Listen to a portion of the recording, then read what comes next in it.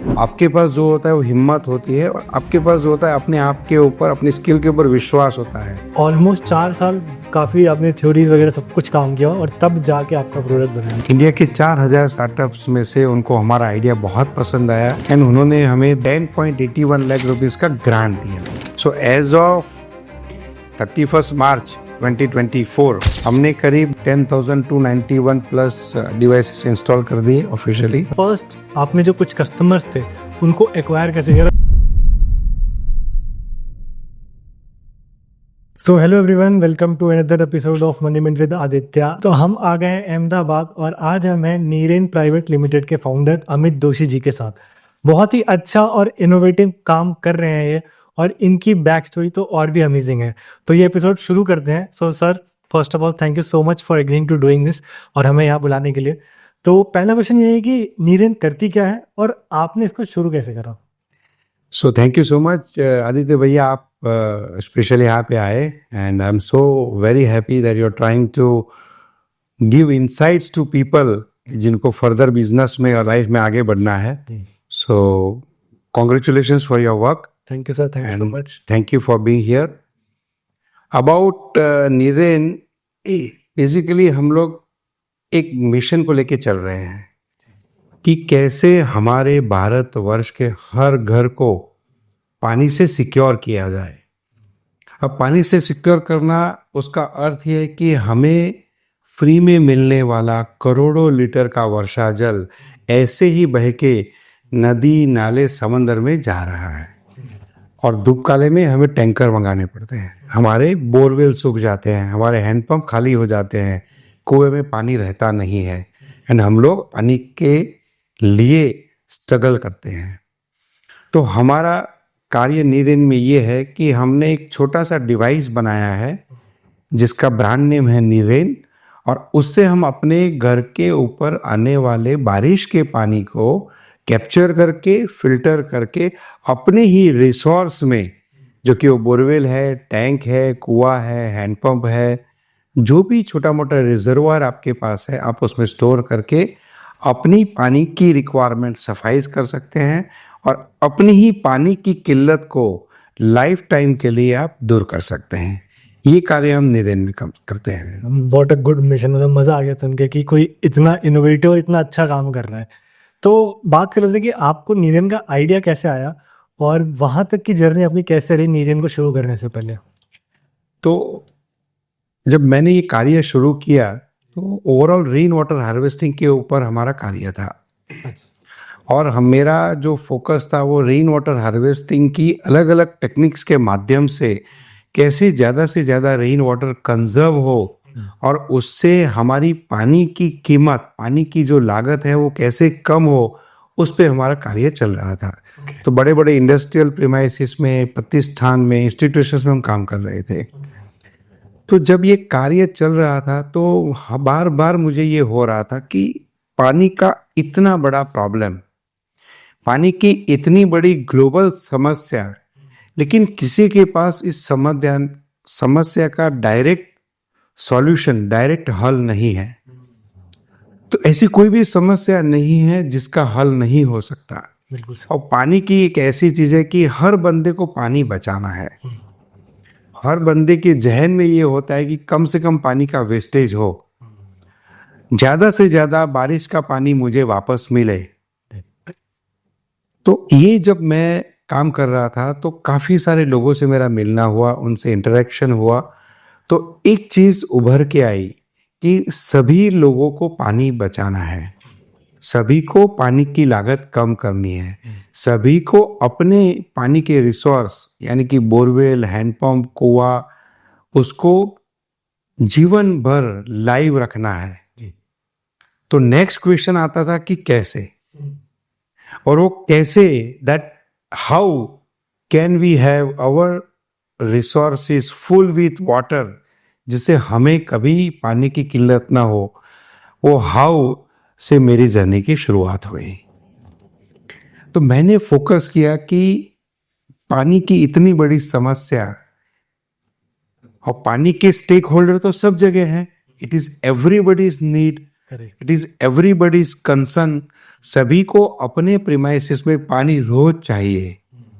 अगर रोज यूज करने वाला बंदा पानी बचाने की मुहिम में नहीं आता है तो कभी भी इस ग्लोबल समस्या का समाधान हम नहीं ढूंढ सकते। तो मेरा पहला टेक अवे था कि local implementation can help us to address the global problem of water. हर प्रीमाइसेस में जब पानी बचेगा, हर संस्थान में, हर घर में, हर इंडस्ट्रियल प्रीमाइसेस में जब रेन वाटर मदर अर्थ में जाके बसेगा तो हर बोरवेल में पानी हमेशा रहेगा। तो कॉमन मैन सेंट्रिक अप्रोच के द्वारा एक ऐसा छोटा सा डिवाइस, छोटा सा यूनिट बनाया जाए, इसी परिकल्पना मैंने की। That was the first thought of idea कि छोटी सी कोई चीज हो, जो डिवाइस हो, जो मॉड्यूलर हो, सिंपल हो, प्रैक्टिकल हो, इकोनॉमिकल हो, जिसको लगाना आसान हो, जिसमें ना कोई मेंटेनेंस की रिक्वायरमेंट हो, जिसको चलाने के लिए कोई किसी भी प्रकार की एनर्जी, इलेक्ट्रिसिटी की आवश्यकता ना हो। एक कॉमन मैन अपने आप खुद उसको लगा सके, इतना वो सरल हो, इसकी रिकरिंग कॉस्ट, ऑपरेशन कॉस्ट या किसी भी प्रकार की कंज्यूमेबल की खर्च ना हो और सरल हो। तो ऐसे डिवाइस की जब मैंने परिकल्पना की और हर एक क्राइटेरिया को मैंने ऑन पेपर लिख करके मेरे दिमाग में मेरे आइडिया ने एक स्वरूप ले लिया कि हाँ, एक ऐसी छोटी सी चीज जो कि मॉड्यूलर हो, फैक्ट्री में बनी हो, इजीली जाके प्लग एंड प्ले के स्वरूप में लग जाए तो हजारों लाखों लीटर पानी हर छत से बचना शुरू हो जाएगा। शायद हमारे लिए ग्लोबल समस्या को एड्रेस करने के लिए इससे अच्छा, इससे सरल और इससे इकोनॉमिकल कोई रास्ता हो नहीं सकता। वहां पे उस समय से एक्चुअल डिवाइस के डिजाइनिंग का कार्य शुरू हुआ। ठीक है। तो जब आपने लॉन्च करा जब आपके मतलब आइडिया पे काम कर रहे तो कितना टाइम रहा वो आइडिया पे काम करने और प्रोडक्ट को लॉन्च करने में? और इससे पहले आप जॉब भी कर रहे थे। हाँ। तो मैं जानना चाहूँगा, जॉब छोड़ने का डिसीजन कितना टफ होता है किसी के लिए भी, जब अगर वो कोई अपना काम शुरू करना चाह रहा है तो मैं 2014 तक सिंटेक्स इंडस्ट्रीज लिमिटेड में था। वहाँ पे एनवायरनमेंट डिवीजन में वेस्ट मैनेजमेंट का कार्य में देख रहा था और मेरा पूरा कैरियर, करीब 17 इयर्स का कैरियर, कॉर्पोरेट जर्नी मेरी सिंटेक्स में हुई। इन बिटवीन 1 साल के लिए मैं अफ्रीका गया हुआ था। वहाँ पे भी मैं बिजनेस हेड के डेजिग्नेशन पे बहुत बड़ी प्लास्टिक इंडस्ट्री के लिए मैंने कार्य किया। 2002 की साल में जब मैं वापस आया अफ्रीका से, 2002 से 2014 तक और 1997 से 2001 तक आगे का और पीछे का ये पूरा समय जो है सिंटेक्स के साथ रहा। ओके। और सिंटेक्स में जब मेरा वेस्ट मैनेजमेंट में कार्य था तो एनवायरनमेंट हमेशा मेरा पैशन रहा है। राइट। और 2014 मेरी एज क्रॉस हो रही थी 35। ओके। और हमेशा मेरे दिल में ये था कि मुझे अपने आप कुछ करना है, मुझे खुद भी खुले आसमान में उड़ान भरनी है। और उस बात को लेकर के मैंने फाइनल डिसीजन लिया, क्योंकि 35 की जो एज है, जब वो आपकी क्रॉस हो रही है और आप 40 के पड़ाव पे जब पहुंचते हैं, फिर आपको सेटल होना होता है। तो मैंने कहा कि अगर इस एज पे मैंने अभी डिसीजन नहीं लिया तो शायद मैं फ्यूचर में ये डिसीजन नहीं ले पाऊंगा, क्योंकि आप एक अच्छे डेजिग्नेशन पे बैठे हैं। I was there as a national head for marketing for environmental division. तो आपके पास सभी सुख सुविधाएं कंपनी की दी हुई थी, एक अच्छे ओहदे पे थे, सोशल और अपने रिलेटिव सर्कल में भी आपका बहुत नाम था। तो जब आप इतनी अच्छी जॉब छोड़ते हैं तो दूसरों के साइकोलॉजिकल प्रेशर की वजह से आपके परिवार के जो सदस्य हैं वो प्रेशर में आ जाते हैं और वो आपको डिप्रेशन में ले आते हैं। बिल्कुल सही कि भैया बाहर जॉब नहीं है और आप इतनी अच्छी जॉब को छोड़ने की बात कर रहे हो, कुछ बिजनेस करने की सोच रहे हो, तो आप अपने आप को भी दिक्कत में डालोगे और परिवार को भी दिक्कत में डालोगे। बिल्कुल। तो मैंने जब ये छोड़ने का डिसीजन लिया तो सबसे पहला चीज मैंने डिसाइड किया था कि अगले 1 साल तक इस डिसीजन के बारे में हम किसी को नहीं बताएंगे, ओह, जस्ट टू एंश्योर कि किसी भी प्रकार का साइकोलॉजिकल प्रेशर हमारे सर पे ना आए। सिर्फ मेरी वाइफ और मुझे ये मालूम था, और जब मैंने सिंटेक्स के अपने मैनेजमेंट से बात की कि मुझे इतने लंबे कैरियर के बाद मुझे खुद बिजनेस करने की इच्छा है और इसलिए मुझे ये जॉब छोड़नी है, तो क्योंकि मेरे इतने सालों की गुडविल बनी हुई थी, उन्होंने बहुत आसानी से अच्छी तरह से मुझे अपने लिए अनुमति दी। और एक बहुत अच्छी बात ये हुई जब मैंने उनसे शेयर किया कि मुझे बिजनेस में जाना है और मैं ऐसे लाइन में बिजनेस करना चाहता हूँ जहाँ पे किसी भी प्रकार की सिंटेक्स की प्रोडक्ट की कंपटीशन नहीं है, और एनवायरनमेंट मेरा पैशन था, तो मैंने कहा कि एनवायरनमेंट के क्षेत्र में ही कैरियर बनाना है। उसके दो कारण थे, एक तो वो पैशन था, दूसरा वहाँ पे आपकी इंटेलेक्चुअल एबिलिटी का यूज होता है, आपका इन्वेस्टमेंट कम लगता है, आपकी मार्केटिंग स्किल, आपकी डिटर्मिनेशन, आपकी परसिस्टेंस से आप आगे बढ़ते हो। वहाँ पे इन्वेस्टमेंट की रिक्वायरमेंट कम होती है। तो एनवायरनमेंट के क्षेत्र में काफ़ी अलग अलग डोमेन्स है, वाटर ट्रीटमेंट है, ईटीपी है, एसटीपी है, वाटर डिस्ट्रीब्यूशन है, वाटर मॉनिटरिंग है, वाटर मेजरमेंट है, एयर पॉल्यूशन मॉनिटरिंग है, वाटर पॉल्यूशन मॉनिटरिंग। तो ये सभी डोमेन्स का जब मैंने स्टडी किया तो मुझे लगा कि इसमें इतने बड़े बड़े प्लेयर्स बैठे हैं, जहाँ पे आप बिजनेस में जाओगे तो शायद सरवाइव होने के लिए बहुत लंबी स्ट्रगल हो जाएगी। ग्रो करना कब और कैसे करना वो तो एक और क्वेश्चन था। ये स्टडी करते करते रेन वाटर हार्वेस्टिंग मेरे जहन में आया कि ये इतनी बड़ी लाइन है और हमारे देश में एक भी ब्रांडेड कंपनी नहीं है, एक भी ऐसा नाम नहीं है जिसको हम कह सके कि ये रेन वाटर हार्वेस्टिंग का बजाज है, नंबर 1 है, या ये टेक्सटाइल का रिलायंस है, या ऑयल का ये ओएनजीसी है। उस क्षेत्र की जेनरिक ब्रांड बनने वाली कोई भी कंपनी रेन वाटर हार्वेस्टिंग के क्षेत्र में नहीं है, सबसे पहली चीज। दूसरी चीज, आज भी रेन वाटर हार्वेस्टिंग हमारे देश में एक कंसेप्ट की तरह प्रैक्टिस किया जाता है, ना उसमें ऑर्गेनाइज प्लेयर है, ना कोई ऑर्गेनाइज सिस्टम है, और रेन वाटर हार्वेस्टिंग को किसी भी बड़े स्केल पे इम्प्लीमेंटेशन के स्वरूप में नहीं लिया गया है। तो मैंने कहा ये तो दोनों चीजें बहुत फेवरेबल है। और तीसरी चीज कि हमारे जैसे देश में हर साल 450 crore litre 450 crore litres rain water हमारी जमीन पे, हमारे रूफ पे हमें मिलता है। राइट, पूरा पानी बह के चला जाता है। तो इतना बड़ा पोटेंशियल है। 55 से 60% हमारी जनता फ्रेश वाटर से वंचित है।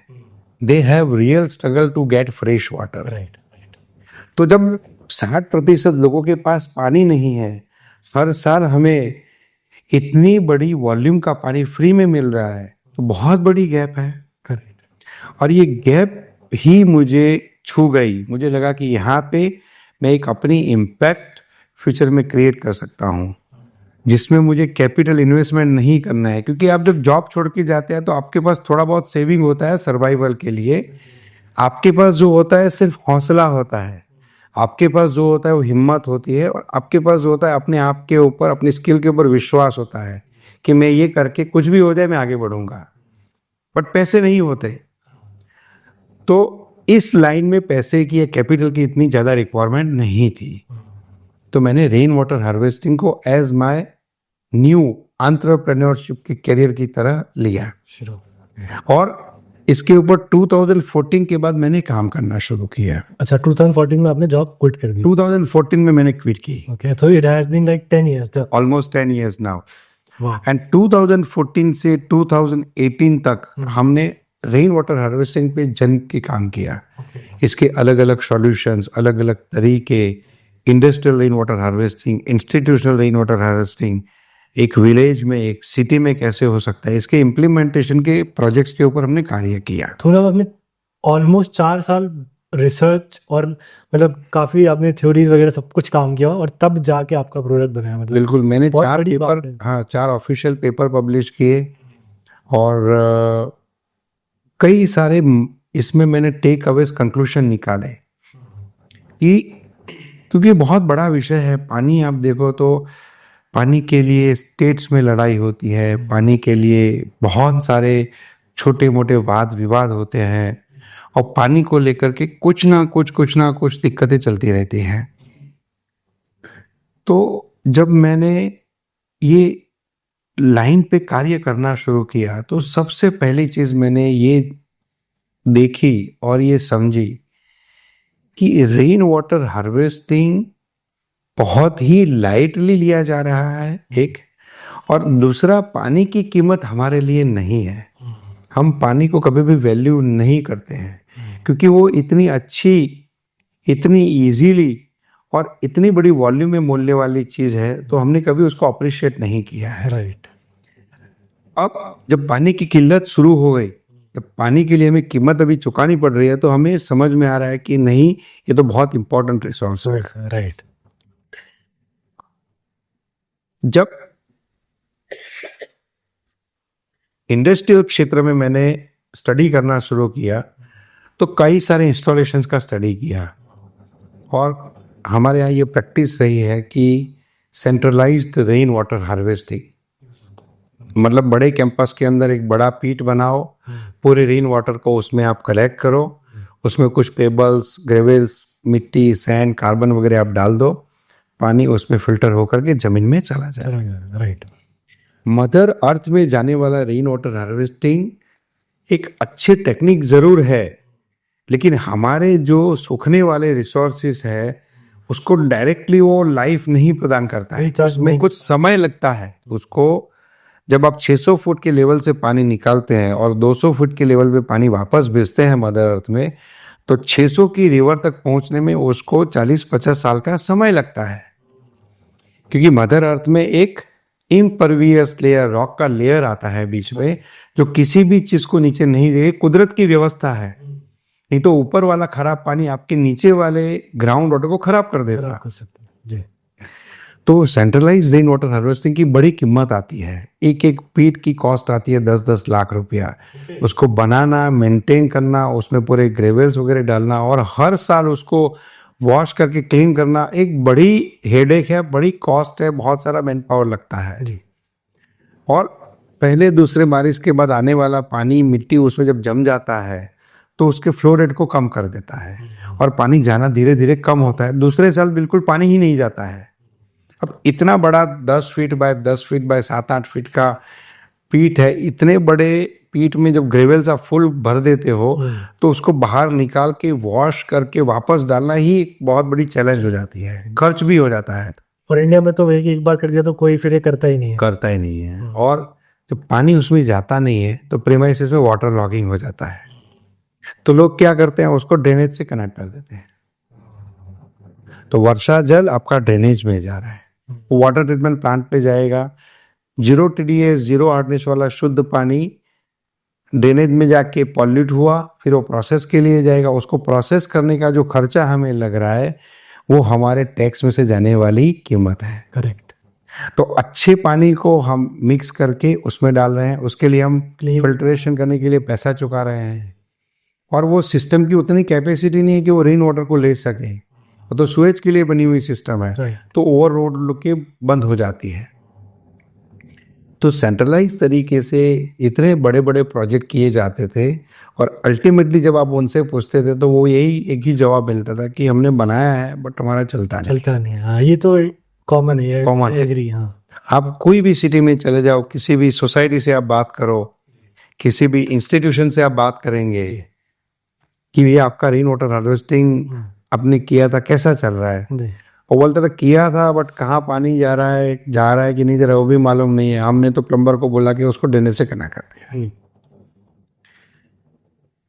ये मेरी जर्नी की शुरुआत थी कि हमारा थिंकिंग जो है वो decentralised way of rain water harvesting की तरफ होना चाहिए, क्योंकि जब सेंट्रलाइज कार्य हम करते हैं तो पैसा बहुत चाहिए, मेंटेनेंस के लिए भी बहुत बड़ी हेडेक है, उसकी कॉस्ट एक और बर्डन है।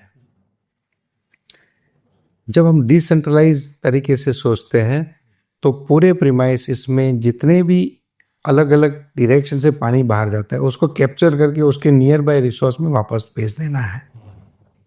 तो जितने भी पॉइंट्स मैंने नोट डाउन किए थे रेन वाटर हार्वेस्टिंग के नए तरीके को ईजाद करने के लिए, उसमें सबसे पहला डिसेंट्रलाइज्ड वे में कैसे हो सकता है उसने अपना स्थान ले लिया। ठीक है।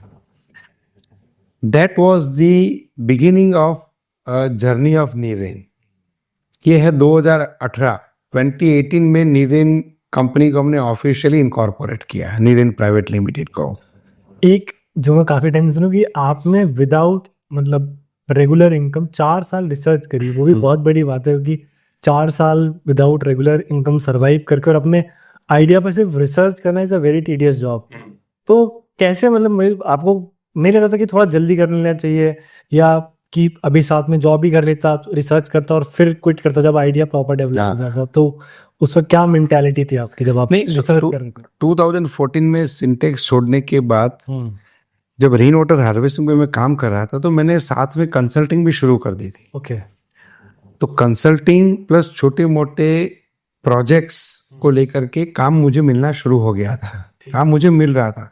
मैंने छोड़ने से पहले 6 महीने जो स्टडी किया था उसके आधार पे एक कंसल्टेंसी वर्क मेरा शुरू हो गया था। ओके। सबसे अच्छी चीज़ क्या हुई कि जब मैंने सिंटेक्स के मैनेजमेंट को ये बताया कि मैं अपनी एक नई लाइन में बिजनेस करने वाला हूँ और मुझे ये जॉब छोड़नी है, तो उन्होंने एज अ कंसल्टेंट 1 साल के लिए वीक में 2 दिन काम करना और एज अ कंसल्टेंट हमें मतलब मुझे जॉब से रिलीव भी किया और एज अ कंसल्टेंट 2 दिन आकर के काम करने के लिए उन्होंने मुझे अपॉइंट किया। और उस 1 महीने के कार्य के लिए वीक में 2 दिन जाना है, पूरा वही कार्य संभालना है, जो नया बंदा मेरी जगह आया है उसको हैंड होल्ड करना है और उस बिजनेस को उसी लेवल पे मेंटेन हो उसके लिए पूरा हैंड होल्डिंग सपोर्ट करना है। उस कार्य के लिए 50,000 रुपीज़ पर मंथ का रेम्यूनरेशन उन्होंने मुझे फिक्स करके दिया। ठीक है। तो मेरे लिए 50,000 रुपया पर मंथ का लुब्रिकेशन हो गया। और वो कहते ना कि जब आपकी नीयत साफ होती है ना तो कायनात भी आपके साथ चलती है। राइट।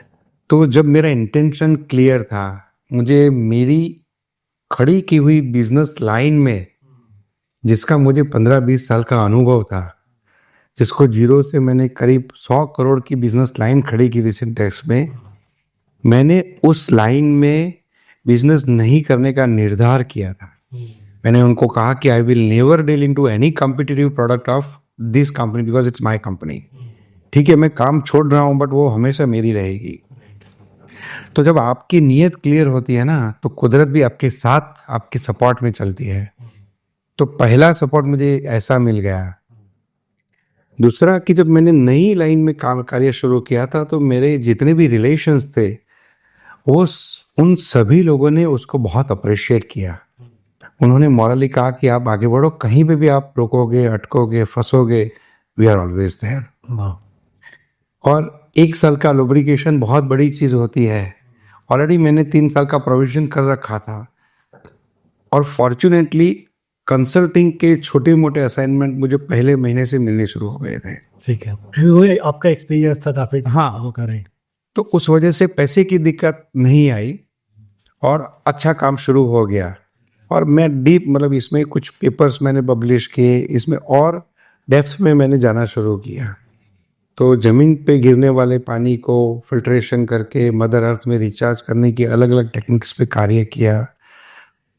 वो टेक्नोलॉजी को हमने पैटेंट भी किया और एक अच्छे लेवल पे बिजनेस को एस्टेब्लिश करने की कोशिश की। ठीक है।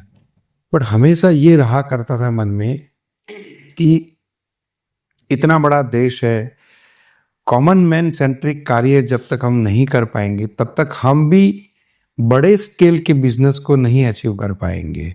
अब प्रोडक्ट हमने डिजाइन की थी कॉम्पैक्ट इंजेक्शन मोल्डेड, जिसमें एक मोल्ड बनता है जिसकी अच्छी खासी लागत आती है। अब वो उस लागत के लिए कोई फंड इतना बड़ा हमारे पास था नहीं। राइट। और उस समय हमारा गांधीनगर में EDII करके इंस्टीट्यूट है, entrepreneurship development institute of India, वहाँ पे क्रेडल उनकी जो स्टार्टअप इंक्यूबेशन बॉडी है वहाँ पे हमारा इंक्यूबेशन था। ओके और HDFC बैंक के ह्यूमन को इम्पैक्ट करने वाले 4000 स्टार्टअप्स का उन्होंने एक कंपटीशन रखा था, ठीक है। और उस कंपटीशन में फॉर्चुनेटली हमारा सिलेक्शन हो गया। इंडिया के 4000 स्टार्टअप्स में से उनको हमारा आइडिया बहुत पसंद आया एंड उन्होंने हमें 10,81,000 10.81 लाख रुपीस का ग्रांट दिया। Okay That was the first step towards making Niren a actual physical reality और मार्च में कोविड का लॉकडाउन आ गया, राइट। तो 1 महीने के लिए वो प्रोसेस डिले हुआ। फिर मई एंड में उन्होंने फाइनल ट्रायल लिया और इट वाज ओके। जून में हमने फिजिकली 200 पीस का प्रोडक्शन लेकर के फिजिकली पहला प्रोडक्ट लॉन्च किया। That was June 2020, first wave of Covid. और 2020 में जब हमने प्रोडक्ट लॉन्च किया, फॉर्चुनेटली कोविड का समय था, सब अपने घर में थे, everybody was busy on social media, digital media. तो उस समय का हमने पूरा इस्तेमाल करके प्रोडक्ट की अवेयरनेस फैलाने का कार्य किया सोशल मीडिया के द्वारा, जितना हो सके उतना। और प्रोडक्ट लॉन्च करने के बाद उसके ट्रायल इंस्टॉलेशंस किए, जितने भी यूजर्स थे उनके साथ रह करके उसका परफॉर्मेंस, क्योंकि जून के बाद बारिश का समय आया, उसमें वो परफॉर्मेंस हमने किया। पहला साल हमारा 16 लाख रुपए के रेवेन्यू से संपन्न हुआ। दैट वाज द ईयर 31 मार्च 2021। अप्रैल 2020 से मार्च 2021 वाला साल, पहला साल। ऑलमोस्ट आपको 6 साल लग गए मैन्युफैक्चर, मतलब प्रोडक्ट लॉन्च करने में। हाँ, बिल्कुल बिल्कुल। बहुत ही मतलब अमेजिंग बात है, क्योंकि मतलब एक चीज़ में मुझे लगता है कि आजकल के एंटरप्रेन्योर्स या आज जो भी कोई कुछ शुरू करना चाहता है, 90% में सबको नहीं करा, 90% केस में कहता हूँ कि बहुत जल्दी रहती है कि आज शुरू करा और बस 1 साल में सक्सेसफुल हो जाए या अर्निंग मतलब हो जाए। तो मुझे ये इससे चीज़ मतलब मैं मानता भी था कि यार पेशेंस बहुत ज़रूरी है। आप कुछ शुरू कर रहे हो, मिनिमम 2 साल आप विदाउट रेवेन्यू करने का उस काम को दम रखो, तभी आप मतलब उसको लॉन्ग टर्म कर पाओगे। हाँ, वरना अगर शॉर्ट टर्म में ही आप मतलब सिर्फ मनी के पीछे कर रहे हो तो आप सक्सेसफुल नहीं हो पाओगे। नहीं वो, और जब तक आपका स्टडी, आपका रिसर्च, आपका प्रोटोटाइप, आपके ट्रायल इंस्टॉलेशन, उसके फीडबैक, उसके मॉडिफिकेशंस, ये आपकी इनिशियल प्रोसेस है। जब तक ये नहीं होती है तब तक आप एक्चुअल मोल्ड बनाने की तरफ नहीं जा सकते, क्योंकि मोल्ड तो वन टाइम बनना है, और रिवर्स तो हो नहीं सकता। इतनी बड़ी इन्वेस्टमेंट, इतनी बड़ी क्रिटिकल चीज़ है वो, तो उसको जो समय बेयर मिनिमम चाहिए वो तो आपको देना ही पड़ेगा।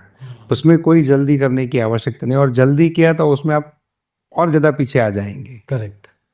मतलब आप ऐसी गलती कर बैठेंगे कि आपको बाद में बहुत पछताना पड़ेगा कि थोड़ा सा मैंने ये कर लिया होता तो अच्छा होता। क्योंकि जब इन्वेस्टमेंट हो जाता है आपका, सब कुछ होने के बाद आपको ये लगता है कि अब ये करना रह गया, उसके लिए आप नया मोल्ड तो बना नहीं सकते, क्योंकि आपके पास पैसा ही नहीं है। सही बात है। आपने तो बहुत मेहनत करके जुटाए हैं, जो करना है उसी में से आपको करना है, तो भले उसमें थोड़ा सा समय जाए। हाँ, उस समय आपके सर्वाइवल के लिए आपको कुछ इनकम रखनी है। राइट।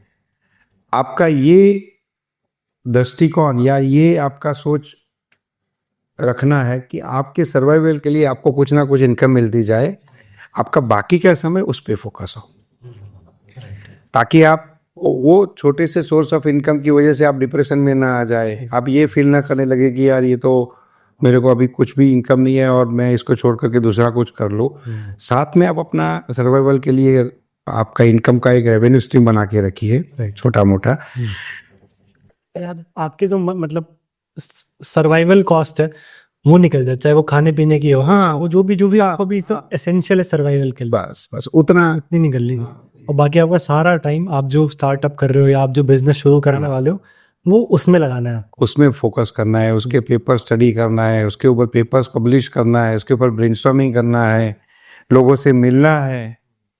कितना एवरेज टाइम आप काम करते थे इस पूरे 6 साल में? जब आपने प्रोडक्ट लॉन्च किया उससे पहले कितना मतलब डेली आपका वर्किंग आवर्स क्या रहते थे? इसमें वर्किंग आवर ऑलमोस्ट 12 घंटे हो जाते थे मेरे, 12 घंटे। और सिंटेक्स छोड़ने के बाद जब मैं दोनों कार्य कर रहा था जी 1 साल तक 1 साल तक, तो एक्सट्रीम इतना काम हुआ कि हर हफ्ते 4 से 5 दिन का ट्रैवलिंग, अर्ली मॉर्निंग से 11:30-12 बजे तक रात का काम होता था। तो मार्च आते आते इतनी हालत मेरी खराब हो गई, मुझे 4 दिन के लिए एडमिट करना पड़ा। I was hospitalise for days. और उसके बाद मैंने कहा कि अब सिंटेक्स में तो ज़्यादा नहीं हम कंटिन्यू कर पाएंगे, लुब्रिकेशन ठीक है 1 साल का हमें हो गया, अब हमें सिर्फ एक ही लाइन पे फोकस करना है, नहीं तो हेल्थ भी हम मेंटेन नहीं कर पाएंगे। राइट तो उसके बाद सिंटेक्स का कार्य छोड़ दिया और सिर्फ इसी पे फोकस किया। बट एवरेज 6 घंटा एवरी डे का इसके ऊपर काम होता था। दूसरा काम कुछ प्रोजेक्ट कर लिया, कुछ रेवेन्यू के लिए कार्य कर लिया। मतलब आप 50-60% डेली नीरेन पे काम कर रहे हैं सिर्फ इसमें विदाउट अ फेल। विदाउट उसमें फील्ड ट्रायल्स भी किए, अलग अलग क्षेत्रों में जाकर के किए, अलग अलग टेस्ट करवाए, प्रोटोटाइप अलग अलग टाइप के बनवाए, तो काफ़ी सारा उसमें समय जाता था। राइट अच्छा, एक मन में क्वेश्चन ये आ रहा था कि फैमिली का सपोर्ट कितना ज़रूरी होता है अगर कोई शुरू कर रहा है कुछ भी, क्योंकि वेटिंग पीरियड बहुत है और मुझे लगता है उस वक्त आपके पास और भी रिस्पॉन्सिबिलिटी होगी घर की, तो कैसे मतलब मैनेज करा, फैमिली को कैसे समझाया, और वो सपोर्ट कितना इंपॉर्टेंट होता है किसी भी एंटरप्रेन्योर के लिए? नहीं, सबसे बड़ा मॉरल सपोर्ट जो होता है वो फैमिली होता है। ओके अगर फैमिली दुविधा में है आपको लेकर के, तो कभी भी आपको वो सपोर्ट नहीं मिलेगा। आपको एक सेफर साइड पे छोटा मोटा फंड अपना तैयार रखना है ताकि फैमिली की सर्वाइवल का इश्यू ना हो, और अपने फैमिली मेंबर्स को बिठा करके उनको अपना विजन शेयर करना है कि ये मेरा विजन है और मुझे इस तरह से आगे बढ़ना है। अगर कुछ दिक्कत आ गई तो हम इस तरह से सरवाइव करेंगे, हम भूखे नहीं मरेंगे, हमारे बच्चों के एजुकेशन पे दिक्कत नहीं आएगी, हमारे रहने पे, खान पान पे ऐसी कोई बड़ी आपत्ति नहीं आएगी। जब तक वो विश्वास आप उनको नहीं दिलाओगे, उनको हमेशा शंका रहेगी, और जब तक वो शंका है तब तक वो आपको 100% सपोर्ट नहीं कर पाएंगे, आपके विजन में स्टेक होल्डर बन के काम नहीं करेंगे। राइट तो आप उनको क्लैरिटी दीजिए कि this is what is my vision, this is my plan A, plan B, plan C. अगर ऐसा कुछ हुआ तो ये है, ये नहीं चला तो ये है। जब तक वो क्लैरिटी आपने उनको नहीं दिया है तब तक ही दुविधा का प्रश्न है। जिस दिन आपने अपना विजन उनसे पूरा शेयर कर दिया और कैसे आपको आगे बढ़ना है, अपना डिटर्मिनेशन, अपनी बात उनको बताई कन्विंसिंग तौर पे, मुझे लगता है फैमिली आपका सबसे बड़ा सपोर्टर होता है, और सबसे इम्पोर्टेंट ग्रोथ ड्राइवर जो है वो फैमिली का सपोर्ट होता है। राइट बहुत सही, क्योंकि at the end of the day back of the mind में हमेशा ये रहता है कि मेरे साथ लोग खड़े हैं, they trust me, they are there with me in my vision, और कुछ भी दिक्कत आएगी तो they are there as backbone. Right बहुत ही अच्छा लगा ये, क्योंकि मैं भी ये मानता हूँ कि अगर आप कुछ शुरू कर रहे हो और अगर आपकी फैमिली आपके साथ है, तो भले ही आप जो काम कर रहे हो उसमें बहुत अच्छा ना भी चल रहा हो, बट आप पेशेंस और वो लूज नहीं करोगे कि यार हाँ यही मेरी फील्ड है, मुझे इसमें आगे कहाँ, अगर फैमिली साथ है तो। आप किसी भी पॉइंट पे दिक्कत में भी आ जाओगे तो फैमिली बोलेगी आप चिंता मत करो, राइट यार आप करो आप करो, ठीक है। अब फिर से आते हैं 2021 में, आपने पहला साल नीरेन में काम किया और रेवेन्यू भी आ गया 16 लाख का। फिर दूसरे साल की क्या स्टोरी रही और उस पर कैसे मतलब प्रोग्रेस किया आपने? हाँ, तो एक तो प्रोडक्ट लॉन्च हो गया था, हम भी खुश थे कि एक हमने जीवन का सबसे बड़ा माइलस्टोन अचीव कर लिया, क्योंकि एक तो आप स्टार्टअप शुरू कर रहे हैं, राइट, दूसरा मैन्युफैक्चरिंग क्षेत्र का स्टार्टअप, बहुत बड़ी स्ट्रगल, और तीसरा कि ऐसी बिजनेस लाइन जो बहुत नीश है, रेन वाटर हार्वेस्टिंग। तो मैं इसलिए ज़्यादा खुश था कि चलो एटलीस्ट हम इसको शेप दे पाए, अभी हमें आगे की जर्नी पे फोकस करना है। तो 2020-2021 के साल में प्रोडक्ट लॉन्च करके जो भी बिजनेस हम कर पाए, करीब 16 लाख की रेवेन्यू हम अचीव कर पाए थे।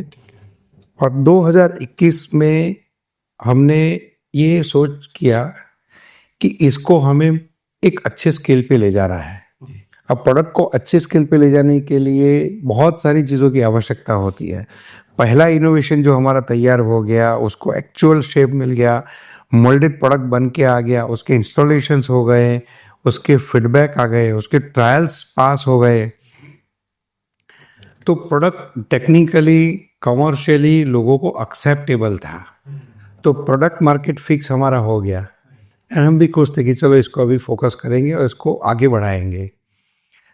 जो हमारा सबसे पहला मॉडल हमने लॉन्च किया था स्टेनलेस स्टील फिल्टर एलिमेंट के साथ था, SS 304 का कर्व्ड फिल्टर एलिमेंट, जो कि non clogging non choking wedge wire technology से बनता है और उसकी कीमत थोड़ी ज़्यादा होती है क्योंकि वो प्रीमियम मटेरियल है, प्रीमियम प्रोसेस में बनता है।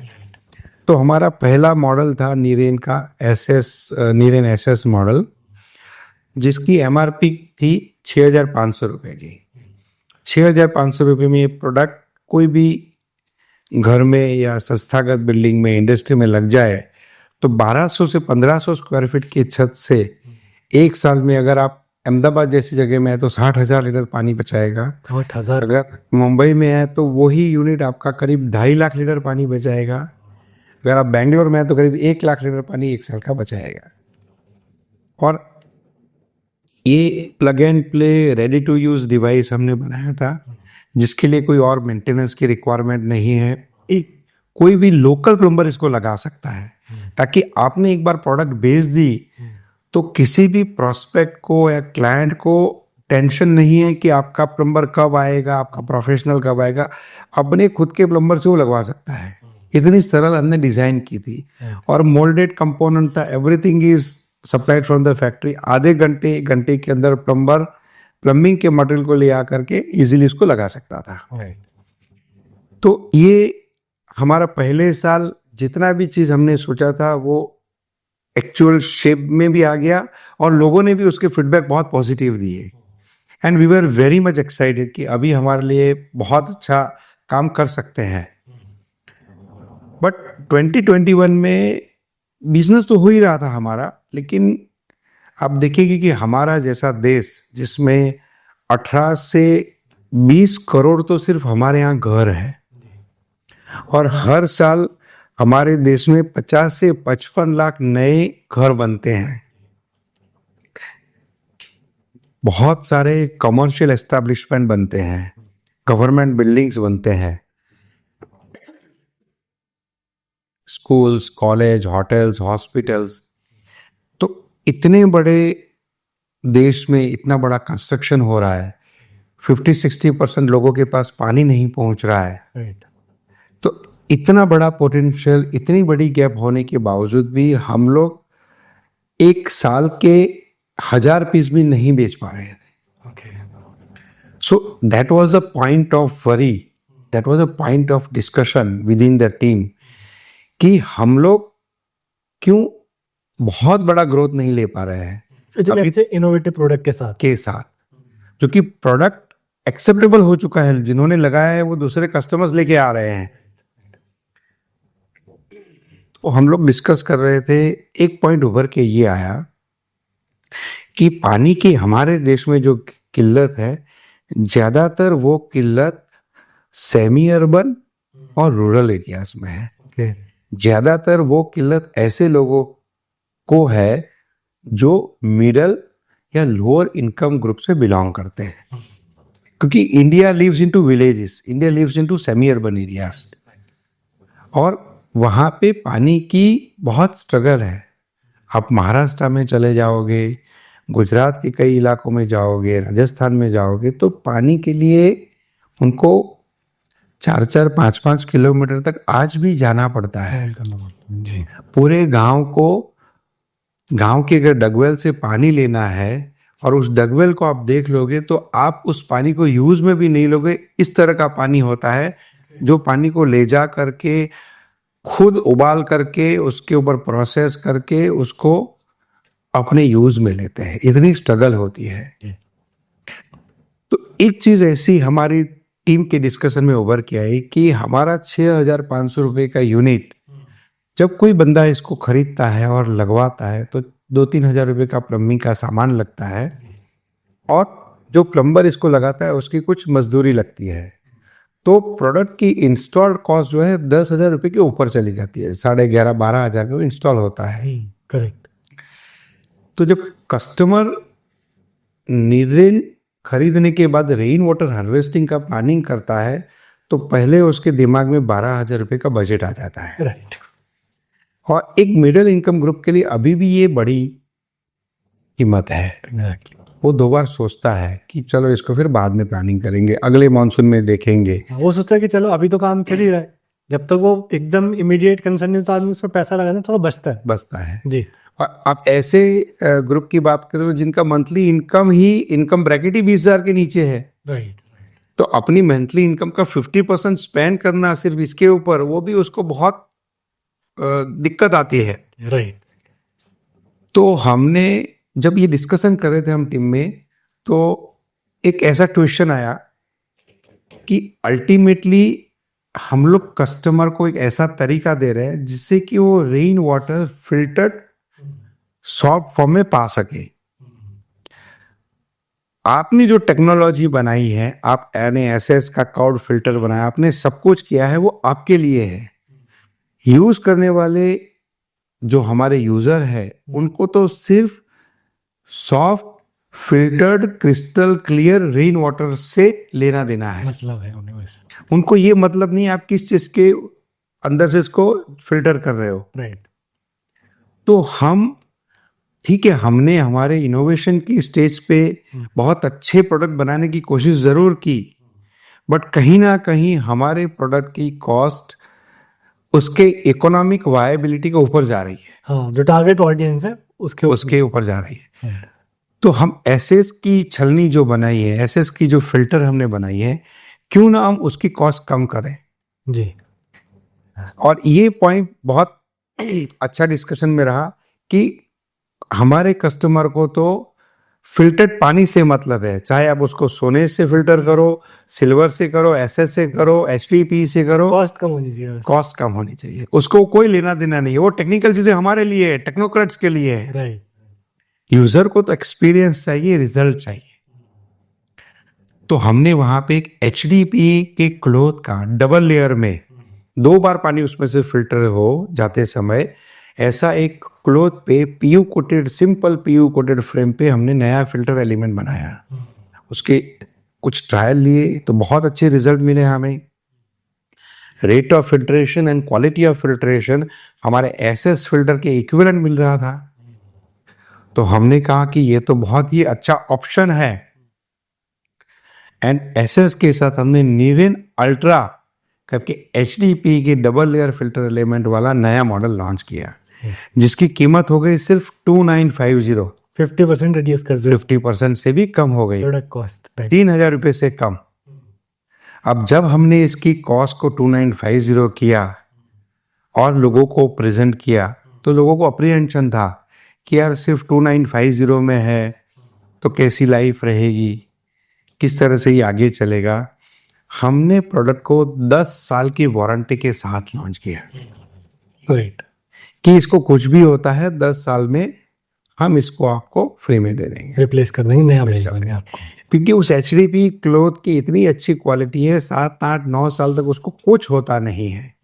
अगर आपने उसको मेंटेन किया तो 20 साल तक भी उसको कुछ नहीं होता है, क्योंकि इसकी डिजाइन ऐसी है कि स्लोप में कर्व्ड फिल्टर एलिमेंट रखा है। जितनी भी इम्प्योरिटीज है वो फिसल करके नीचे चली जाती है, क्लॉथ के ऊपर किसी भी प्रकार का कभी भी लोड नहीं आता है, पानी सीधा उसमें फिल्टर होकर आगे क्लीन वाटर आउटलेट में चला जाता है। तो आपके फिल्टर एलिमेंट के ऊपर किसी भी प्रकार का लोड नहीं आ रहा है, जो भी लोड आ रहा है वो PU फ्रेम के ऊपर आ रहा है। राइट। तो क्लॉथ की तो लाइफ वैसे भी लंबी है, उसको कुछ होने वाला नहीं है। और हमने इसके शुरुआत इंस्टॉलेशन शुरू किए, इसके ऊपर जम करके हमने लोगों को अवेयरनेस फैलाई, कंसल्टेंट्स से मिले, उनको कन्विंस किया, और 2950 के प्राइस बैकेट से हमें एक अच्छा ग्रोथ मिला। राइट। मतलब हमने 2021 अप्रैल से शुरुआत करके 2022 के मार्च तक 16 लाख के बिजनेस को सिर्फ 16 लाख तक करने के लिए भी हमें स्ट्रगल हो रही थी because of the price component. हम 35 लाख रुपीस तक का बिजनेस अचीव कर पाए, 100% ग्रोथ। 100% ग्रोथ पर कर पाए। और वो जो ग्रोथ आया वो सिर्फ अल्ट्रा मॉडल से आया। हम ऐसे क्लास को टच कर पाए जिन्होंने कभी रेन वाटर हार्वेस्टिंग करना सोचा था, लेकिन बजट की वजह से उसको पोस्टपोन कर दिया था, करते ही नहीं थे या बोले थे ये हमारे बस की नहीं है। ठीक है, ठीक है। इसमें मैंने ना 2 क्वेश्चन मुझे आया। हाँ। पहली चीज कि आपने अपने हिसाब से बेस्ट प्रोडक्ट लॉन्च किया, तो क्या आपको ये आइडिया कस्टमर के कॉन्वर्सेशन से आया कि यार हमें सस्ता मॉडल लॉन्च करना चाहिए? क्योंकि सेल्स तो हुई 16, मुझे पता है कि जैसे 16 लाख कम थी, वो फर्स्ट ईयर की सेल थी। हाँ। तो आप फर्स्ट ईयर में ही कैसे पता चल गया कि यार हमें एक चीप मॉडल की जरूरत है? बहुत बड़ा मतलब वो है कि क्योंकि कई बार सालों निकल जाते हैं तब एंटरप्रेन्योर को पता चलता है कि यार हाँ कुछ इशू है मेरे प्रोडक्ट का। हाँ। तो हाउ डिड दैट हैपन?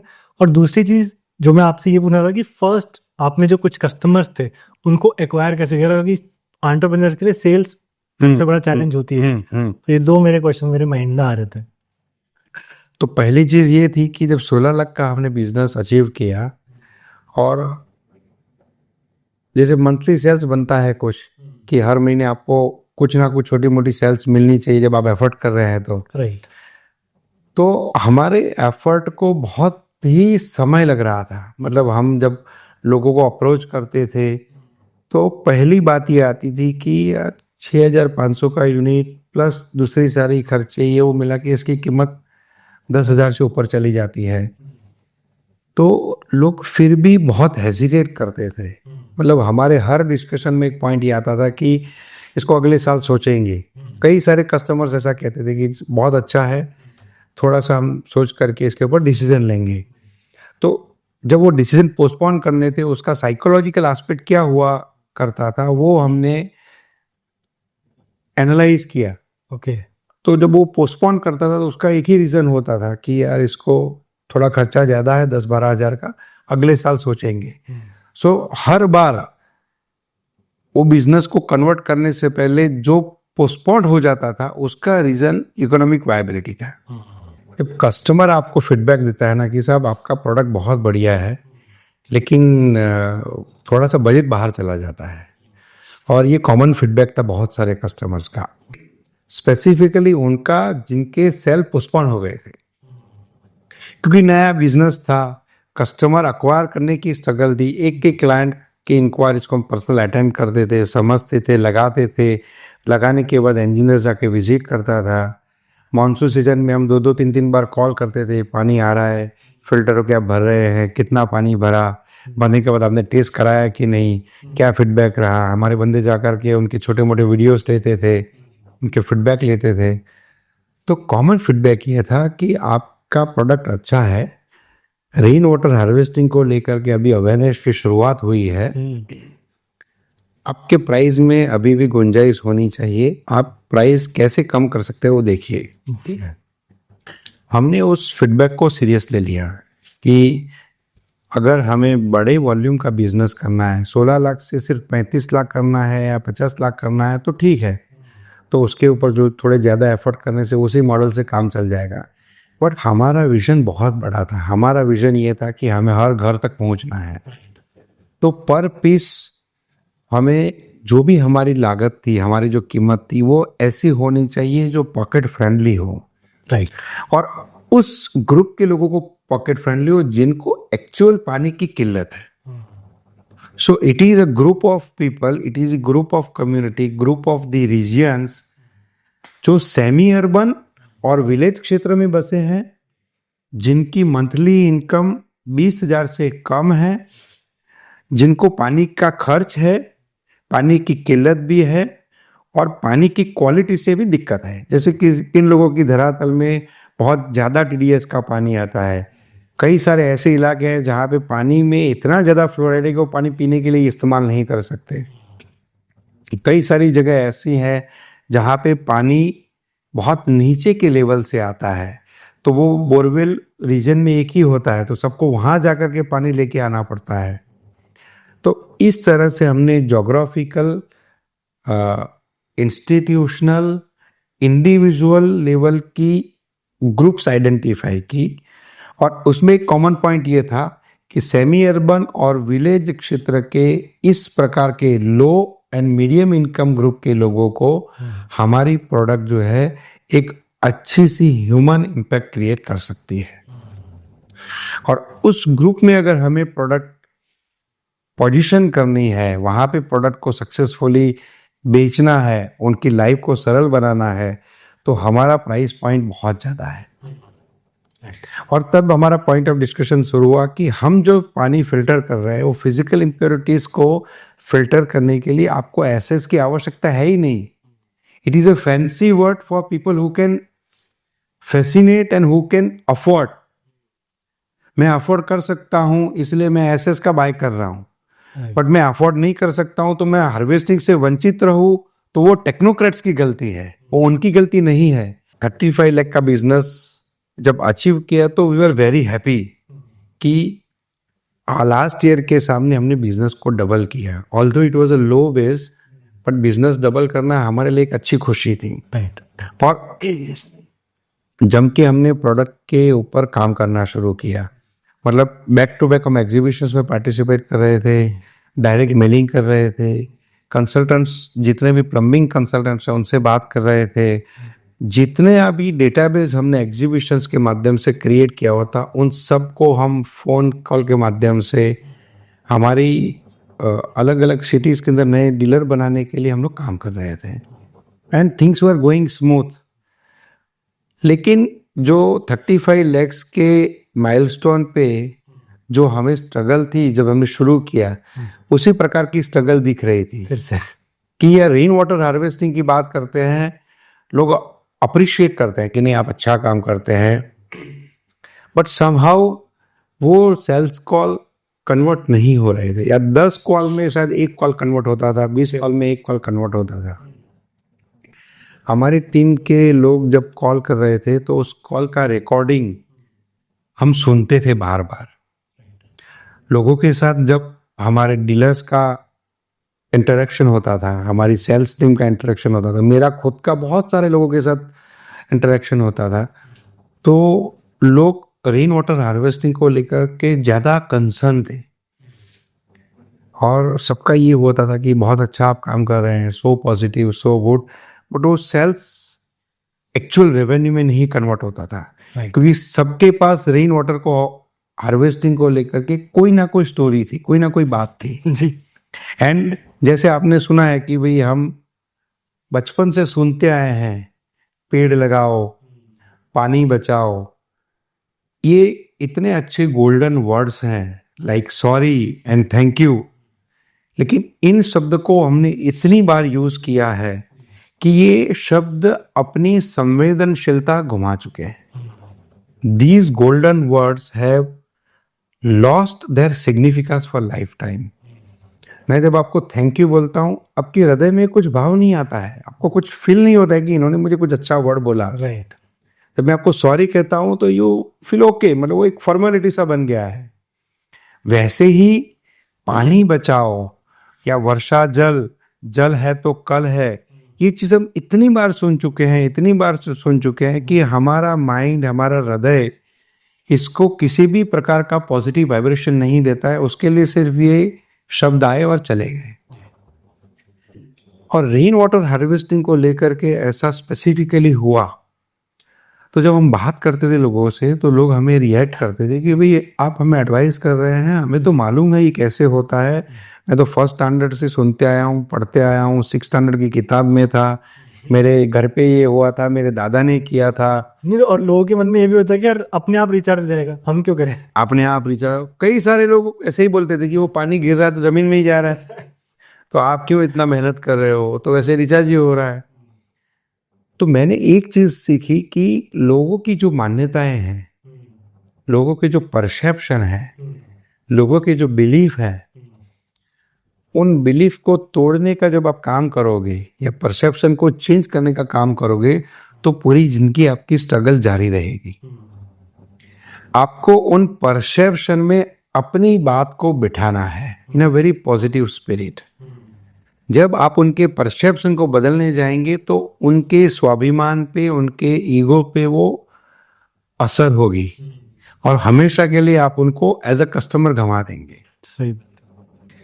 तो एज एन एंटरप्रेन्योर हमें उनके परसेप्शन में हमारी बात को कैसे पॉजिटिवली बिठाना, that is our challenge. Our challenge is not to change the perception of people. बहुत सारे लोग इसी में जिंदगी लगा देते हैं राइट.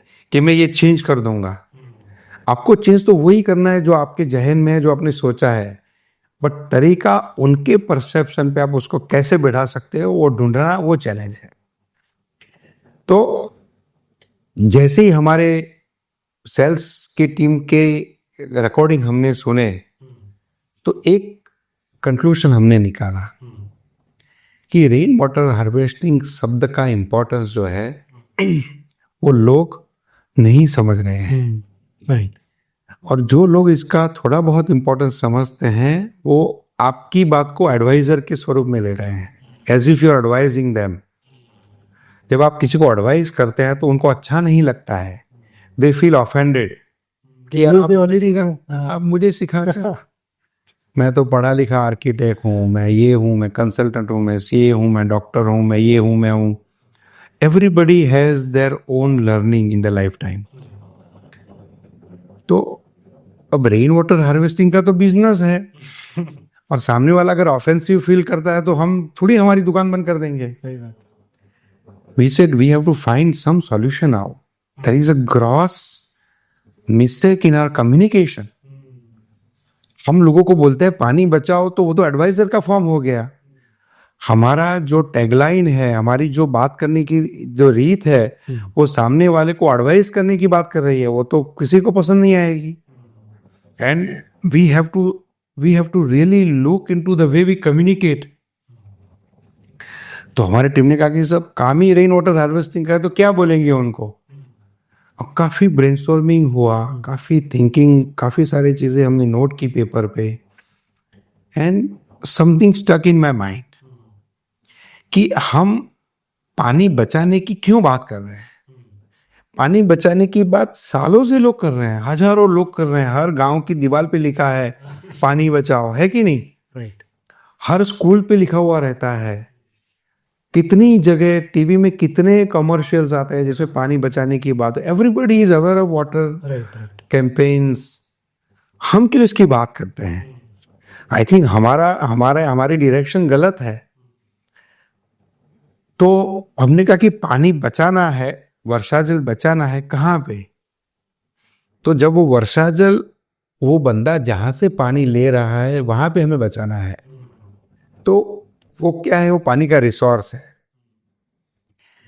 पानी का रिसोर्स हर बंदे के लिए अलग अलग है. मेरे लिए सिटी के अंदर अगर म्युनिसिपल कॉरपोरेशन का पानी आ रहा है तो वो मेरा पानी का रिसोर्स है. आप सेमी अर्बन एरिया में बसे हुए हैं, तालुका प्लेस में है, आपके लिए बोरवेल से पानी आ रहा है तो वो आपका पानी का रिसोर्स है. बंदा गांव में है, वो हैंडपंप के ऊपर उसकी अगर पानी की रिक्वायरमेंट निर्भर है तो हैंडपंप उसके पानी का रिसोर्स है. किसी के पास लोकल रिवर है तो रिवर उसका पानी का रिसोर्स है. तो पानी के रिसोर्स में जब हम रेन वाटर बचाते हैं तो उस रिसोर्स के अंदर पानी की क्वांटिटी बढ़ती है, उसका स्तर ऊपर आता है, क्वालिटी इंप्रूव होती है और उसी कारण से वो रिसोर्स हमेशा हेल्दी रहता है. अगर रिसोर्स हेल्दी है तो उसको हमेशा पानी मिलता है. तो हमारा ध्यान पानी को रिसोर्स में ले जाने की ओर होना चाहिए, न कि पानी की ओर कि पानी बचाओ या rain water harvesting. So let us shift our focus from rain water to the resource of water. अब रिसोर्स ऑफ वाटर के ऊपर हम फोकस करेंगे तो क्या करेंगे.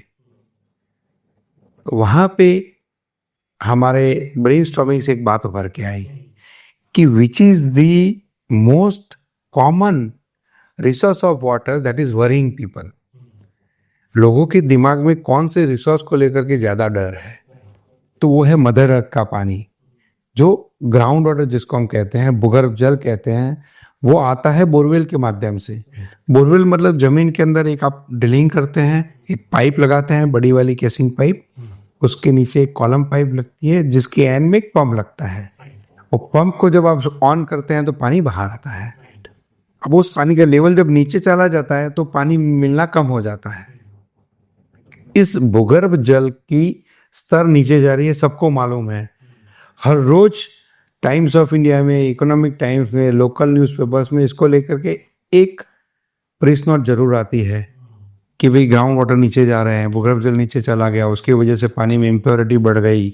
हमारे ईस्टर्न रीजन में आर्सेनिक मिल रहा है, महाराष्ट्र में बहुत सारे क्षेत्रों में यूरेनियम मिला है, गुजरात के कई सारे क्षेत्रों में फ्लोराइड मिल रहा है, राजस्थान में तो 90% फ्लोराइड और बहुत सारी पानी में अशुद्धियां जमीन के अंदर है।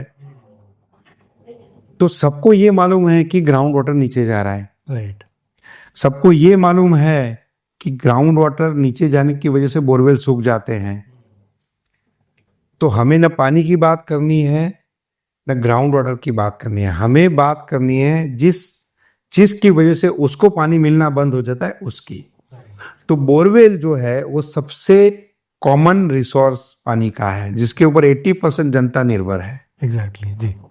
तो हमने कहा कि let us talk about the borewell and the problem of drying of borewell. Borewell को सूखने की हम बात करें लोगों से, हमें रेन वाटर शब्द यूज नहीं करना है। We must change our narrative, we must change the metaphor, we must change the way we communicate and let us tell them we help you save your borewell. तो इसको simplify version में हमें बोलना है and we had change the entire metaphor. पहले हम कहा करते थे save rain water, harvest water, conserve rain water. Instead of save rain water we started saying raise water in borewell. Right. No rain word in this. Right. Improve the quality of borewell water. Prevent borewell from drying. And सबसे बढ़िया एक और tagline हमने दिया, get more water from the same borewell. अब जब हमने ये इस तरह के टैगलाइनर्स और इस तरह की बात शुरू की तो लोगों में हमने एक प्रकार का एक्साइटमेंट देखा। लोगों में हमने देखा कि लोग क्यूरियस हो रहे हैं कि ये तो कैसे होगा। आप धरातल के पानी को बढ़ाने की बात कर रहे हैं, बोरवेल में पानी नहीं बढ़ता है, वो तो कुदरती बनी हुई चीज है। जमीन के अंदर एक रिवर है, एक्वीफर है जिसमें पानी है, वो कैसे बढ़ेगा। दैट क्यूरियोसिटी जिस बंदे में होती है वो फोन उठाता है और हमें लगाता है, और हमारे लिए वो सबसे इंपॉर्टेंट कस्टमर है और वो कन्वर्ट जरूर होता है क्योंकि he has a genuine question coming from his own problems of water. हमारे सेल्स टीम के साथ हमने पूरा एक्सप्लेनेटरी स्टेटमेंट बनाया कि जब इस तरह से कस्टमर्स आपको फोन करेंगे, आपको ये उनको जवाब देना है, प्रोसेस समझानी है और उनके जो भी छोटे मोटे क्वेश्चंस आते हैं उसको कन्विंसिंग फॉर्म में एड्रेस करना है। और अगर किसी के साथ ये दिक्कत आती है तो I will as a founder I will talk to the customer directly, और टीम ने सभी के साथ बात करना शुरू किया। अब ये मैसेज जो है हमने, because we are based in Ahmedabad, हमने कहा कि गुजराती में इसकी एक अच्छी सी गुजराती लाइनर्स बनाई जाए एंड लोगों को प्रेजेंट की जाए। तो हमने गुजराती में मेटाफोर बनाया, इट्स इन गुजराती लाइक बोरमा वधे पाणी तो जीवन में खुशियों लाणी, so you have more happiness in life. बोरमा वसे पाणी, the more you store water in borewell, Burma वसे पाणी थाय घरमा उजाणी, so you have picnic in family. Right. Burma घटे पाणी तो जीवन धूड़ धाणी। I mean, when you don't have water in borewell, your life is like going to hell.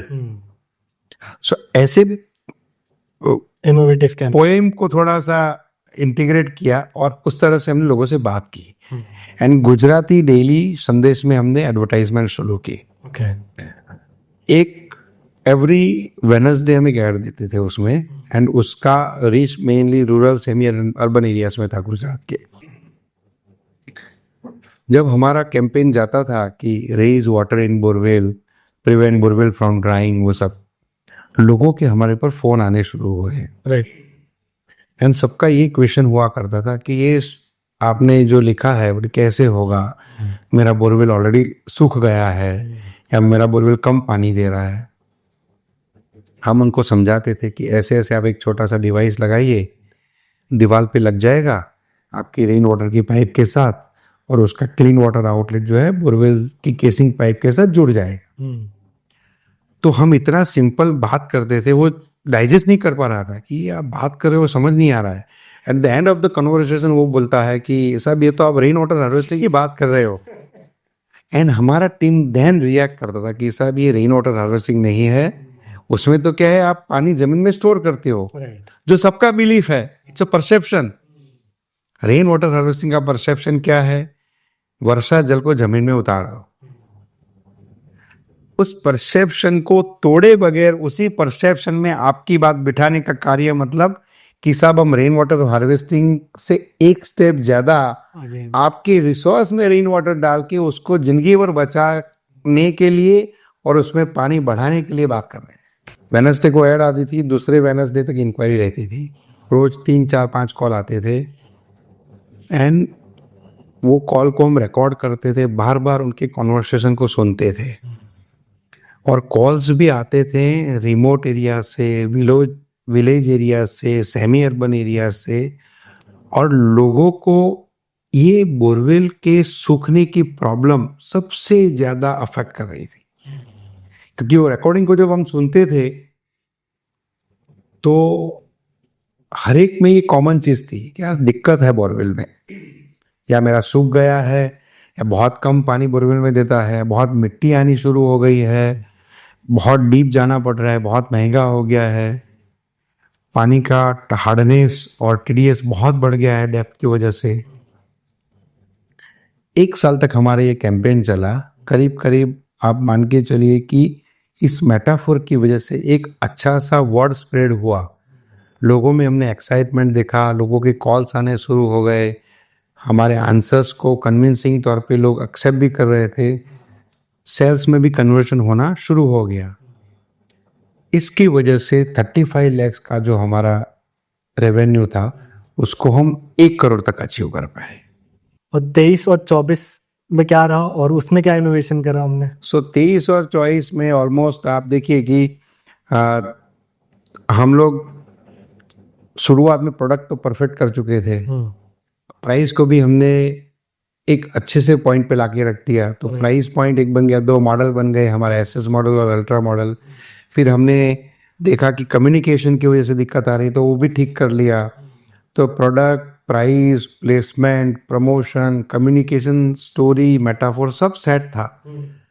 और लोगों के फीडबैक जिन्होंने ये लगाए थे, क्योंकि तीसरा साल था हमारा, तो जिन लोगों ने पहले साल लगाया था उनको भी हम बात कर रहे थे कि आपका लास्ट मानसून का एक्सपीरियंस क्या रहा, कितना पानी बचा। ऑल इन ऑल 3 साल का जो एक्सपीरियंस कस्टमर्स का था बहुत पॉजिटिव था।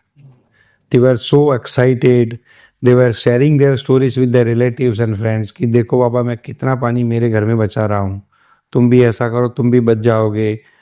And they were trying to take lot of small sessions, seminars अपनी सोसाइटीज में, अपने नज़दीक के स्कूल्स में कि ऐसे ऐसे आप हार्वेस्टिंग करो। तो मुझे पर्सनली इतना अच्छा लगा कि this is the beginning of a movement. Right.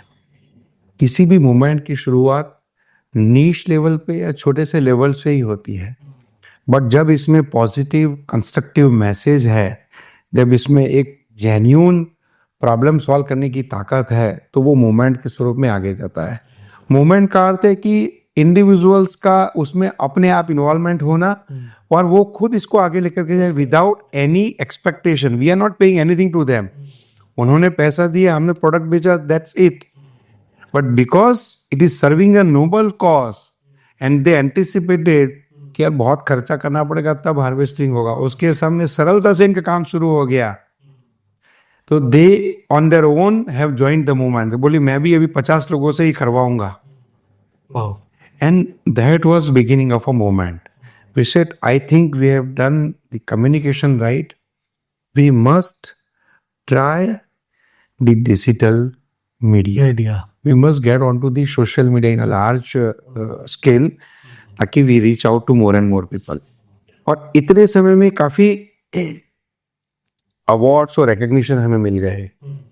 Doordarshan DD India ने हमारे इनोवेशन का एक कवर किया आप। चेंज मेकर करके एपिसोड उन्होंने शुरू किया। उसमें चेंज मेकर सीरीज का फर्स्ट एपिसोड में 40 मिनट्स का कवरेज सिर्फ नीरेन को दिया, डीडी नेशनल पे संडे नाइट 9 बजे प्राइम टाइम पे।